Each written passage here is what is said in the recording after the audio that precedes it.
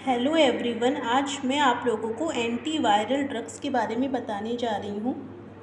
Anti viral drugs या anti retroviral drugs आ जाए, आप लिखेंगे यही सब चीज़ें, ठीक।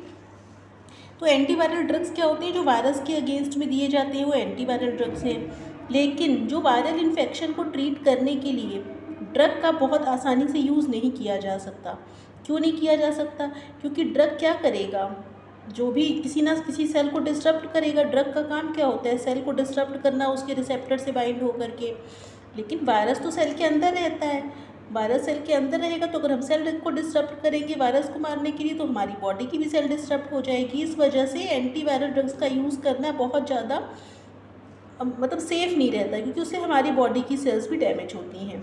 वही लिखा हुआ है कि treating viral infection with drug is not easy because viruses enters host cells and make use of host cell enzymes and other constituents. Viral infection को ड्रग से किल करना आसान नहीं होता, क्योंकि वायरस कहाँ पे रहते हैं? होस्ट सेल के अंदर, ठीक है। और अगर हम वायरस को किल करेंगे तो हमें होस्ट सेल को भी तो मारना पड़ेगा, तभी तो किल हो पाएंगे वो। उसके बाद देखिए लिखा है drug that block virus multiplication also thought to be toxic for the host. जो वायरस के मल्टीप्लिकेशन को रोकने के लिए ड्रग यूज़ किए जाएंगे वो होस्ट के लिए भी टॉक्सिक हो जाएंगे। Antiviral drugs have to disrupt critical stages in the virus life cycle और synthesis of virus specific nucleic acid. और एंटीवायरल ड्रग्स कैसे होना चाहिए? जो वायरस की लाइफ साइकिल के क्रिटिकल स्टेजेस को, मतलब वायरस की जो लाइफ साइकिल की जो रिक्वायर्ड एलिमेंट है उनको डिस्टर्ब कर दें, या वायरस के न्यूक्लिक एसिड को डिस्टर्ब कर दे, चाहे वो आरएनए हो या डीएनए मॉलिक्यूल, जो वायरस का जेनेटिक मटेरियल है हम उसी को डिस्टर्ब करें। हमारी बॉडी का कोई भी पार्ट डिस्टर्ब नहीं होना चाहिए, तब तो हम मानेंगे कि हाँ एंटीवायरस इस तरीके से सक्सेसफुल रहेंगे, ठीक है। अब देखिए कुछ इंपॉर्टेंट एंटीवायरल ड्रग्स के नाम बताए हैं, उनका मोड ऑफ एक्शन भी बताया है। तो देखिए सबसे पहले है एमेंटाडीन एंड रिमेंटाडीन, ठीक है। तो इसको आप याद कैसे करेंगे? अमंता रिमंता करके याद कर लीजिए, लास्ट में डाइन लगा हुआ है, अमंता रिमंता, ठीक है। अमंता रिमंता नाम याद हो जाएंगे, लास्ट में डाइन लगा हुआ है। और ये किसके अगेंस्ट में यूज़ होती है? इन्फ्लुएंजा इन्फेक्शन के अगेंस्ट में। करती क्या है, कैसे काम करती है? ये ब्लॉक कर दे देती है penetration and uncoating of influenza virus particle. मतलब क्या होता है? इन्फ्लुएंजा का जो इन्फेक्शन है सेल के अंदर आ ही नहीं पाता, पेनिट्रेट करके सेल के अंदर घुस के नहीं आ पाएगा, ठीक है। तो एमेंटाडीन और रिमेंटाडीन का ये इस तरीके से फंक्शन है, इसको आप अमंता रिमंता करके याद कर लीजिए। उसके बाद देखिए विडाराबीन, विडाराबाइन, ठीक है। विडाराबीन करके याद कर लीजिए, विडाराबाइन करके याद कर लीजिए, जिस तरह से भी याद करिए। ये दूसरी ड्रग है, इसको क्या यूज़ करते हैं? हर्पीज़ इन्फेक्शन को ट्रीट करने के लिए।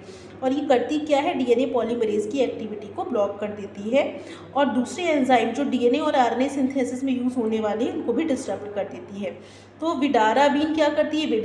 विडाराबीन क्या करेगी? डीएनए पॉलीमरेज को ब्लॉक करेगी और हर्पीज़ इन्फेक्शन को ट्रीट करने के लिए यूज़ की जाती है, ठीक। नेक्स्ट देखिए एसाइक्लोविर। एसाइक्लोविर तो नाम आसान है, याद भी हो जाएगा आप लोगों को। एक बार इसको पढ़ने के बाद आप लोग बिना देखे लिखने की भी कोशिश करिएगा। ये भी हर्पीज़ इन्फेक्शन के अगेंस्ट में ट्रीट होती है, मतलब हर्पीज़ इन्फेक्शन को ट्रीट करने के लिए यूज़ होती है। इसका स्ट्रक्चर जो होता है डीजीटीपी के जैसा होता है। डीजीटीपी की जगह जब एसाइक्लोविर डीएनए में ऐड हो जाती है, आरएनए में ऐड हो जाती है, तो क्या होता है? आगे वायरल डीएनए पॉलीमरेज का क्या हो, इसका जो पाथवे है या वायरल डीएनए पॉलीमरेज की एक्सेस नहीं हो पाती और इनहिबिट हो जाता है उसकी डीएनए की सिंथेसिस, वायरल डीएनए की सिंथेसिस इनहिबिट हो जाती है। तो आप सिंपल लिख सकते हैं ये हर्पीज़ इन्फेक्शन को ट्रीट करने के लिए यूज़ होती है, और ये डीएनए पॉलीमरेज को ब्लॉक करती है because its structure is very similar to dGTP, ठीक, डीजीटीपी।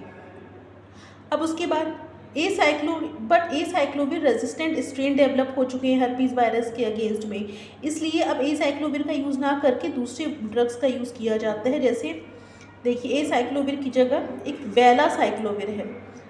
एसाइक्लोविर में आप वेल लगा दीजिए, वेल, एसाइक्लोविर में ही वेल लगा दीजिए तो ये ओरल ड्रग दी जाती है। इसके अलावा ये देखिए सीक्लोविर, सीक्लोविर, सीक्लोविर सब पे कॉमन है, उसमें आप गैन, पेन और फैम लगा दीजिए। सीक्लोविर ये तो कॉमन ही देखिए, और गैन, पेन और फैम लगा दीजिए, तीन के नाम याद हो जाएंगे। अगर ये नाम याद नहीं हो जा रहे हैं तो इसको आप सिंगल भी याद कर सकते हैं, वेल, एसाइक्लोविर। एसाइक्लोविर को नहीं यूज़ करते, क्यों? क्योंकि इसके रेजिस्टेंट स्ट्रेन डेवलप हो चुके हैं। अब इस ड्रग के अगेंस्ट में आ चुका है, रेजिस्टेंस आ चुका है वायरस के अंदर, तो हम वेल एसाइक्लोविर का यूज़ करेंगे या तो इनका यूज़ करेंगे, ठीक है। अगला देखिए, फॉस्कारनेट, इसको तोड़ तोड़ के पढ़िए तो याद करने में भी आसानी होगी और स्पेलिंग भी गलत नहीं होगी आपकी। देखिए फॉस्कारनेट, ठीक है, कारनेट फॉस, इसमें देखिए ये क्या होता है, पायरोफॉस्फेट का एनालॉग होता है, ये भी डीएनए पॉलीमरेज को ब्लॉक करता है और ये भी हर्पीज इन्फेक्शन को और साइटोमेगेलोवायरस के इन्फेक्शन को ट्रीट करने के लिए यूज़ होता है फॉस्कारनेट, ठीक है।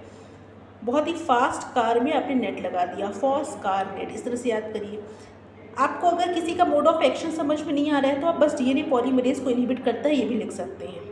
एनालॉग अगर आपको पता है कि किसका एनालॉग है तो वो लिखिए। एनालॉग का मतलब क्या होता है, इसका स्ट्रक्चर उसके सिमिलर हो, फंक्शन भी सिमिलर हो, ठीक है। तो फॉस्कारनेट पायरोफॉस्फेट का एनालॉग है। उसके बाद देखिए नेक्स्ट है ड्रग हमारी सीडोफोविर या HPMPC। ये ब्रॉड स्पेक्ट्रम ड्रग है, इसका नाम भी देखिए HPMPC, इतना लंबा नाम है तो ब्रॉड स्पेक्ट्रम ड्रग है ये, broad spectrum anti DNA virus drug, ठीक।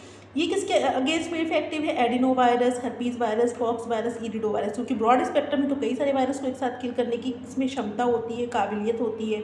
ये भी डीएनए पॉलीमरेज को ब्लॉक करती है क्योंकि ये DCTP के जैसे दिखती है, डीएनए पॉलीमरेज को ब्लॉक करती है। क्यों, इसका स्ट्रक्चर जो होता है वो DCTP की तरह दिखता है, जो DCTP की जगह डीएनए पॉलीमरेज इसी को उठा लेता है और अपना ही नुकसान कर लेता है, ठीक है। सीडोफोविर या HPMPC, दोनों में से कोई भी आप नाम जो आपको याद रहे वो लिख सकते हैं। फॉस्कारनेट भी ऊपर याद रखिएगा, ठीक। नेक्स्ट देखिए, reverse transcriptase inhibitor. Reverse transcriptase inhibitor anti retroviral में यही आएंगे, ठीक है। एंटी रिट्रोवायरल का एग्जाम्पल आएगा तो आप इसी का एग्जाम्पल लिखेंगे। सबसे पहला है रिवर्स ट्रांसक्रिप्टेज इनहिबिटर को हम एंटी HIV ड्रग्स के नाम से भी जानते हैं, ठीक है, क्योंकि हमारे में जो बॉडी में रिवर्स ट्रांसक्रिप्टेज एंजाइम को लेने वाला जो एंजाइम होता है, जो वायरस होता है वो HIV ही होता है। HIV के अंदर ही रिवर्स ट्रांसक्रिप्टेज एंजाइम पाया जाता है। उसके अगेंस्ट में जो ड्रग है वो है एजिडोथाइमिडीन, जिसको AZT के नाम से भी हम जानते हैं।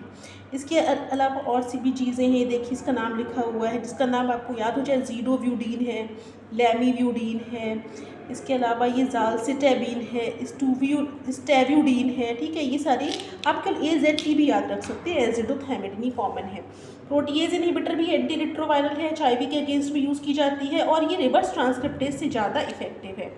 तो प्रोटीएज इनहिबिटर के नाम के आगे देखिए नाविर, इंडिनाविर, राइटोनाविर, इस तरह से करके आप याद कर सकते हैं। लेकिन आजकल क्या होता है, जब हमें HIV का इन्फेक्शन हो जाता है किसी को भी तो उसको कॉम्बिनेशन ऑफ ड्रग्स दी जाती हैं, मतलब एजिडोथाइमिडीन के साथ लैमीव्यूडीन, राइटोनाविर ये सब दिया जाता है, तब जाके वो ज़्यादा इफेक्टिव होता है। अब देखिए टैमीफ्लू इन्फ्लुएंजा के अगेंस्ट में दिया जाता है, जो कि न्यूरामिनिडेज इनहिबिटर है। न्यूरामिनिडेज कहाँ पाया जाता है, इन्फ्लुएंजा वायरस के इन्वेलप में, जिससे वो बाइंड करता है, ठीक है, जिससे वो बाइंड करता है किससे, होस्ट सेल के साथ। तो न्यूरामिनिडेज इनहिबिटर टैमीफ्लू है, इसको याद करिए। रीबाविरिन नाम भी याद हो जाएगा आसानी से। ये रिस्पायरेटरी सिंसिशियल वायरस के अगेंस्ट में यूज़ होने वाली ड्रग है, जो कि वायरल mRNA की प्रोसेसिंग को ब्लॉक करती है। अब देखिए मैंने 8 ड्रग के नाम लिखा है, इनसे आपको जो भी याद हो पाए याद करिए, कोशिश करिए कि सभी याद हो जाए। इसके नोट्स भी बना लीजिएगा आप लोग, ठीक है। तो आज के इतना ही रखते हैं, नेक्स्ट टॉपिक कल लेकर के आएंगे। Thank you.